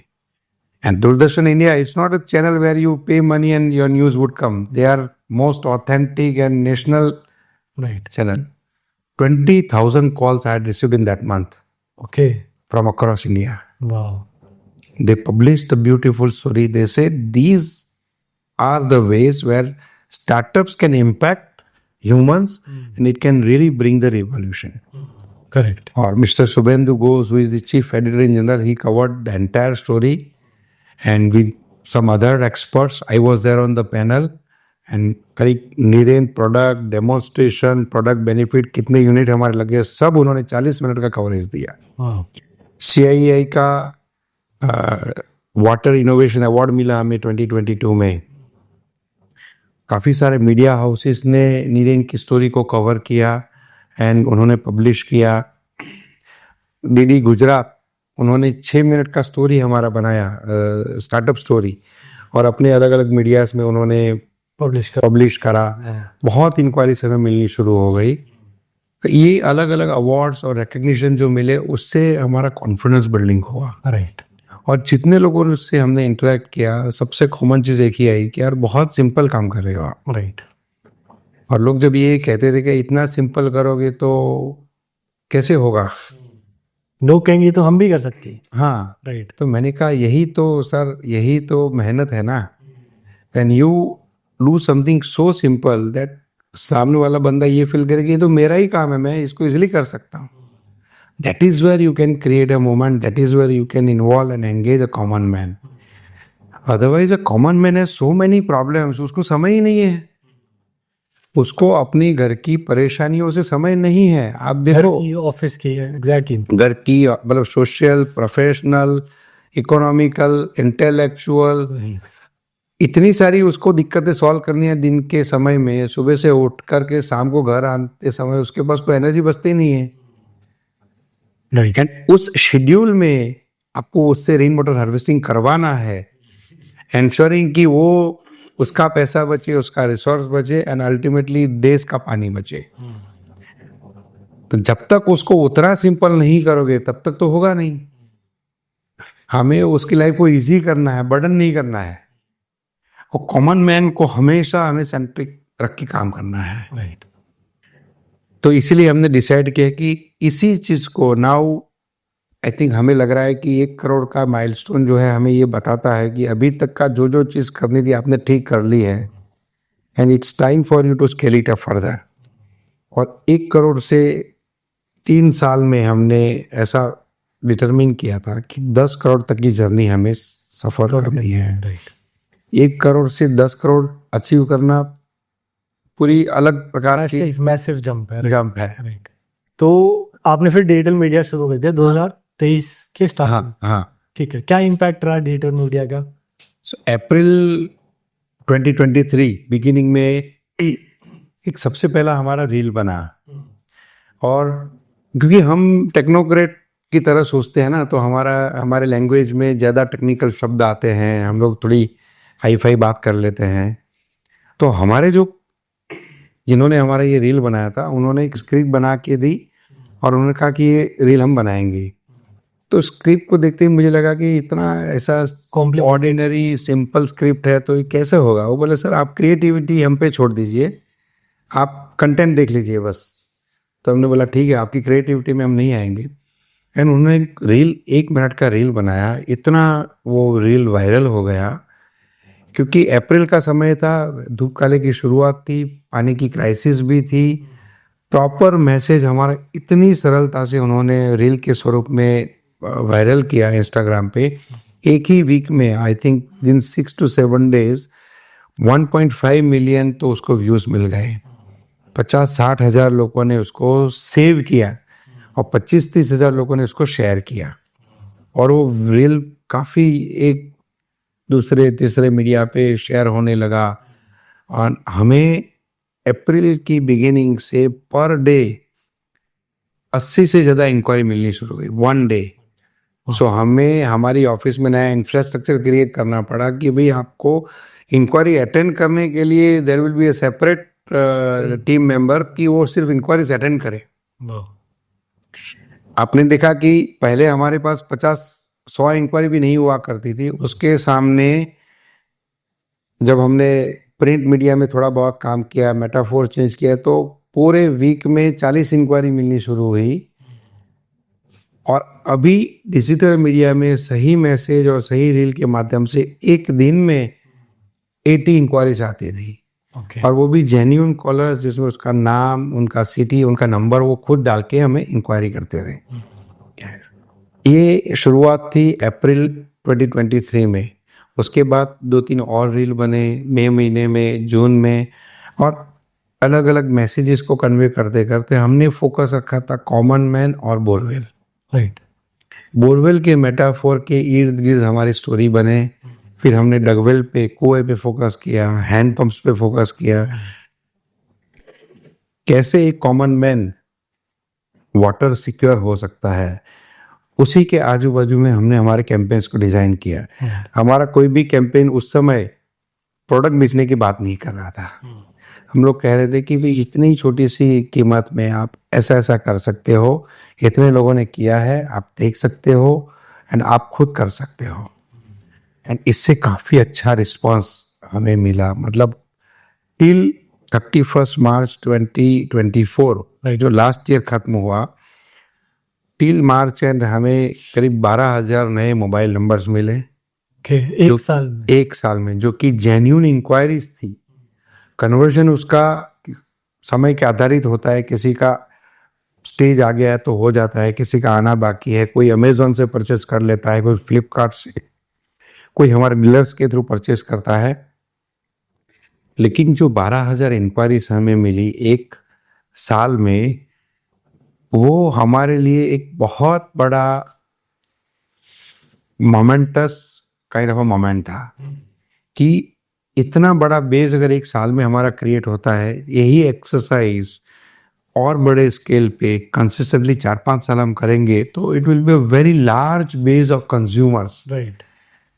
जो एक आपकी क्रिटिकल मास के ऊपर चला जाता है and then it's very easy for you to scale up and to replicate the success story to a larger level. और उसी नंबर्स का एक प्रॉपर फॉलोअप सिस्टम हमने क्रिएट किया। हर एक इंक्वायरीज को हमारे रिस्पेक्टिव डीलर्स को असाइन करके उसका कन्वर्जन हो तब तक का हमारे यहाँ फॉलोअप हमने एस्टेब्लिश किया।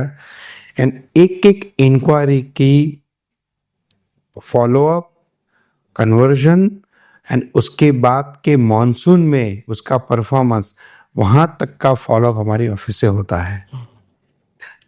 तो उन कस्टमर्स के साथ हमारा डायरेक्ट रेपो हो गया, डायरेक्ट रिलेशन बन गया। तो आज हमारे पास करीब करीब टोटल 25 से 30 हज़ार ऐसे जेन्युइन प्रॉस्पेक्ट्स हैं जिन्होंने ऑफिशियली नीरेन के साथ डील किया है, इंक्वायरी की है, बात की है और कोई ना कोई स्टेज पे इंस्टॉलेशन पे है। ऐसे अगर आप एक साल में अगर 12,000 15,000 नए नंबर्स और ऐड कर पाते हैं, थोड़ा और स्केल अप करने के बाद, इसी कस्टमर में से, मगर मैं ये समझता हूँ कि किसी का घर बन रहा है, किसी का इम्प्लीमेंटेशन स्टेज आने में है, एवरेज अगर आप 6 महीने का भी पीरियड पकड़ लेते हैं तो हर 6 महीने पे 3 से 4 हज़ार नए इंस्टॉलेशन का scope which itself can be more than 10 crores of revenue over a period of 5 years. मतलब हमारे लिए 10 करोड़ रेवेन्यू करना अगर मेथोडिकल अप्रोच से with focus, consistency, I think हम कर सकते हैं। राइट। और इसी एनर्जी से हमें कंटिन्यू स्केल अप करना है। तो 24-25 ने डिजिटल मीडिया के द्वारा बहुत बड़ा कॉन्फिडेंस बिल्डिंग का काम किया। हमारी पॉपुलैरिटी कॉमन मैन तक पहुंच गई। हजारों लाखों लोगों ने हमें मतलब सराह अलग अलग मीडिया पे, फेसबुक पे, यूट्यूब पे, इंस्टा पे 5,000 से ज़्यादा इंस्टाग्राम पे हमारे फॉलोअर्स बन गए हैं and they have all started sharing various success stories. इससे बहुत सारा ये बेनिफिट हुआ कि large industries have started approaching us, government of India had approached us, in fact ministry of housing and urban affairs ने हमें ऑन बोर्ड लिया। उन्होंने 20 लाख रुपए के प्रोजेक्ट हमें दिए कि आप ये प्रोजेक्ट अहमदाबाद म्यूनिसिपल कॉरपोरेशन के साथ करके दिखाइए। सक्सेसफुली हमने उसका एग्जीक्यूशन कंप्लीट करके उनको पूरे प्रोजेक्ट्स हैंडओवर किए पेपर्स के साथ, और उन्होंने हमारी सक्सेसफुल केस स्टडी अमृत 2.0 जो वाटर निर्भर गवर्नमेंट ऑफ इंडिया का इनिशिएटिव है अमृत, उसमें उन्होंने पब्लिश की। आज भी वो उनके पोर्टल पे है। वाह। तो इसके बहुत सारे अच्छे पॉजिटिव रिजल्ट आए। प्लस रेवेन्यू तो ग्रोथ हुई आपकी। रेवेन्यू ऑलमोस्ट हमारी डबल हो गई। ओके। 1 करोड़ से for the first time on the larger base of 1 crore we double the revenue and we had close 31 March 2024 this year 2 crore rupee worth of revenue. आप हर साल डबल कर रहे हो अपना Almost. % Growth area. 100%। वो भी क्योंकि आप इनोवेट कर रहे हो हर साल, कुछ ना कुछ आप एक एक प्रॉब्लम सॉल्व कर रहे हो। हाँ। This is very good to know. और अब आपने सारी प्रॉब्लम सॉल्व कर दिया, तो अब आप अपना मार्केटिंग कैंपेन्स इंक्रीज करके you can fulfil a large number of orders. Correct. और डीलर बेस भी बना रहे हो आप, बहुत बड़ा डीलर बेस बनाया है। अभी तक करीब 100 से ज्यादा हमारे डीलर्स बन गए, और ये कि हाँ बड़े बड़े सिटीज में तो हमारा नेटवर्क हो गया है। प्लस अमेजोन, फ्लिपकार्ट से ऑनलाइन डिलीवरीज तो है। ऑनलाइन डिलीवरीज है, जहाँ पे हमारे डीलर्स नहीं है वहाँ से आप इजीली अमेजोन से प्राप्त कर सकते हैं। और हमारा खुद का ई कॉमर्स मॉड्यूल है हमारी niren.com साइट पे, साइट भी है। वहाँ से भी आप ऑनलाइन मंगा सकते हैं। और फ्री डिलीवरीज है। Free delivery all India anywhere. Right. तो 2020 में भी आप मार्केटिंग एक्टिविटीज कर सकते हो, तो आपने उस वक्त क्यों नहीं करा? क्योंकि कहीं ना कहीं आपको पता था कि अभी काफी सारी चीजें सॉल्व करनी है, या आपको लगा कि पहले आप अपने प्रोडक्ट को, अपनी मार्केटिंग को, अपने प्राइसिंग को फिक्स करेंगे और तब आप मतलब मास ऑडियंस तक जाना चाहेंगे? तो क्या रीजन था उसके पीछे? नहीं, 2021 में नहीं करने का एक रीजन ये था कि एक थ्रेशोल्ड लेवल नहीं आया था। ओके।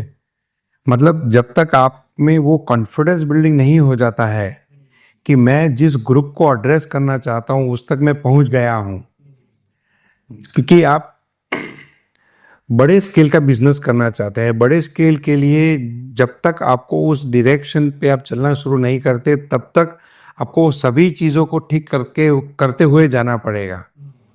तो जब हमने सोचा कि अगर हमें 8-10 करोड़ के रेवेन्यू पे पहुंचना है तो हमें लाखों घर तक पहुंचना पड़ेगा। लाखों घर तक पहुंचने के लिए हमें मंथली 1000 यूनिट अगर बेचने में आज दिक्कत हो रही है तो लाखों यूनिट हम कब बेच पाएंगे? तो जब आज हम 1000 यूनिट्स एक साल के भी नहीं बेच रहे थे, उस दिन मैं लाखों यूनिट बेचने के लिए जब सोच रहा था तो मुझे ये फिगर आउट करना पड़ेगा कि ये एक साल का जो 1000 यूनिट है, पहले मंथली 1000 यूनिट कैसे बने, फिर मंथली 5000 यूनिट कैसे बने। राइट। तो उस प्रोसेस में पहला हर्डल इमीडिएटली हमें जो फील हुआ प्राइस का हुआ, फिर हमें जो फॉर्चुनेटली फील हुआ वो मेटाफोर का, नैरेटिव का हुआ, और ये करने के बाद हमें लगा कि 80% वी आर ओके। अभी भी मुझे लग रहा है कि 20% कहीं ना कहीं हमें और काम करना है। वी डोंट नो, अभी I am searching those directions. But आपने स्टेप बाय स्टेप किया, ये हाँ। काफी अच्छा। और मतलब प्लानिंग इतनी, आपकी अप्रोच इतनी अच्छी है प्लानिंग की कि आपने रिसर्च में भी इतना टाइम दिया, प्लस आप स्टेप बाय स्टेप प्लान करोगे 10 करोड़ कैसे पहुंचना है। हाँ। कुछ लोग क्या करते हैं कि एक फिगर रख ले यहाँ तक पहुंचना, बट कोई प्लान नहीं है, कोई स्टेप नहीं है। तो आई थिंक उनके लिए काफी अच्छी लर्निंग है कि अगर आप किसी भी स्टेज में स्टक हो तो वो आपकी खुद की रिस्पॉन्सिबिलिटी है कि यार वहां से आपको खुद निकलना है और आपको फिगर आउट करना है कि what are you doing wrong. Right, कुछ तो गलत है तभी आप स्केल नहीं कर पा रहे। तो आप वो फिगर आउट करो और आप एक प्लान बनाओ कि हाँ यार मुझे यहाँ रेवेन्यू तक पहुंचना है, क्या क्या लैकिंग है अभी, और उसको फिक्स करो। तो ये मतलब one of the best learning मुझे लग रही है किसी भी एंटरप्रेन्योर के लिए जो ये एपिसोड देख रहा हूँ। सही बात है, वो आंसर अपने ही पास है, it's there with in. We don't have to search answer outside. Right. Outside world will give lot of input, lot of insights, but ultimately answer आपको अपनी टीम में से, अपने आप में से ही मिलेगा। Exactly. बहुत ही मतलब अच्छा मुझे लगा ये अप्रोच। ठीक है, अब अगर मतलब हमने ऐसे बहुत सारे एडवाइस थी इस पूरे एपिसोड में, बट अगर कोई यंग एंटरप्रेन्योर जो अभी शुरू करना चाह रहा है तो उसके लिए आप क्या फ्रेमवर्क या क्या एडवाइस देंगे 3-4 पॉइंट्स की, जिससे कि वो और अच्छे से मतलब उस चीज़ को कर पाए जो वो शुरू करना चाह रहे हैं? नहीं, मेरा एक ही सुझाव रहेगा, सजेशन रहेगा कि किसी भी जेन्युइन प्रॉब्लम को आप आइडेंटिफाई करें ठीक है। और उस प्रॉब्लम को आप सॉल्व करने के लिए क्या मेथोडोलॉजी अडॉप्ट कर सकते हैं, in the form of product, in the form of service, और उसके ऊपर अपने आइडिया को कंसीव करके आप आगे बढ़ना शुरू करें। आप वो प्रॉब्लम फेस करने वाले लोगों से बात करें कि इस तरह से हम आपकी ये दिक्कत सॉल्व कर रहे हैं, is it fine, is it affordable, is it good, is the direction seems convenient, all right for you. आपको पॉजिटिव आंसर्स मिलते हैं, आप उसमें आगे बढ़िए, उसको कंसीव करते जाइए। टेंजिबल प्रोडक्ट बनाते हैं तो और भी अच्छा है, क्योंकि आपके लिए एक फिजिकल प्रोडक्ट होगा तो स्केलेबिलिटी के स्कोप और स्केलेबिलिटी का चांस बहुत बड़ा हो जाता है। तो उस तरह से आप उस डायरेक्शन में आगे बढ़िए। Focus has to be on the problem and it's most practical, economical, flexible, scalable solution. बहुत सारे प्रॉब्लम्स हैं हमारे देश में, हम हर पॉइंट पे हम कुछ ना कुछ प्रॉब्लम को फेस करते हैं। आप किसी भी ऐसे प्रॉब्लम को आइडेंटिफाई करो कि कॉमन मैन का कॉमन प्रॉब्लम हो, उसको एक छोटे से ग्रुप के लेवल पे आप एड्रेस करो, उनसे फीडबैक लो, समझ करके उसको उन तक पहुंचाओ, उनका सॉल्यूशन का फीडबैक ले लो एंड देन यूज की डेटा। ये आपने ना इसमें बहुत अच्छी चीज़ बोली कि फीडबैक मुझे लगता है कभी भी मतलब इन्वेस्ट करने से पहले या कभी भी बहुत कुछ मतलब लंबे प्लानिंग से अच्छा आप पहले फीडबैक लो कि जो आप सॉल्व करना चाह रहे हो वो प्रॉब्लम भी है कि नहीं, है ना। तो पहले तो फीडबैक बहुत इंपॉर्टेंट है, और जब वो आपको इनिशियल 100 लोगों का या 200 लोगों का फीडबैक मिल जाता है, then you start working on the product और द सॉल्यूशन। तो ये मतलब गोल्डन एडवाइस है कि फीडबैक इज अ मस्ट। और जब आप बहुत अच्छा भी कर रहे हो, मैं तो कहता हूँ जब आप 5 करोड़ 10 करोड़ भी कर लो तब भी फीडबैक हमेशा लेना जरूरी है, क्योंकि कई बार आप कुछ सोच रहे होते हो, कस्टमर कुछ सोच रहा होता है। हाँ, तो दोनों का विजन अलाइनमेंट बहुत इंपॉर्टेंट है।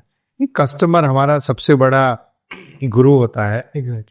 और जब आप कस्टमर को फीडबैक के लिए पूछते हैं ना, तो वो और मुझे इतना अच्छा लगता है कि they treat you as their family member. उनको बहुत रिस्पेक्ट, बहुत प्यार होता है हमसे। वो हमें इतनी सारी चीज़ सिखाते हैं, वो कहते हैं आप ऐसा भी सोचिए, ऐसा भी करिए, और वो एक एक चीज़ हमारे लिए बहुत बड़ी बिजनेस अपॉर्चुनिटी बन के आती है। हमारा जब सबसे पहला केस स्टडी बेटर इंडिया ने पब्लिश किया नेशनल लेवल पे, तो उस बेटर इंडिया के स्टडी के पीछे हमारा इंटरव्यू, हमारी स्टोरी, सब कुछ था, बट उसका जो कोर था, जो मोस्ट इन्फ्लुएंसिंग पार्ट था, वो थे 5 कस्टमर्स के फीडबैक, जो उन्होंने अपने आप बैंगलोर में और अलग अलग सिटीज में जाकर के अपनी टीम को बेच करके लिया, और एज इट इज उनके वर्ड्स में उन्होंने उसको पब्लिश किया। तो कस्टमर्स हमें बहुत प्यार करते हैं, और वो हमें सिखाने के लिए, हमारे साथ चलने के लिए हरदम तैयार होते हैं। सिर्फ हमें उनसे फीडबैक लेना है, उनसे पूछना है। राइट। वाह। अच्छा, लास्ट में मैं जानना चाहूँगा अभी तक हम कितने डिवाइस इंस्टॉल कर चुके हैं और कितना पानी बचा चुके हैं अभी तक? सो एज ऑफ 31 मार्च 2024 हमने करीब 10,291 10,291 प्लस डिवाइसेस इंस्टॉल कर दिए ऑफिशियली।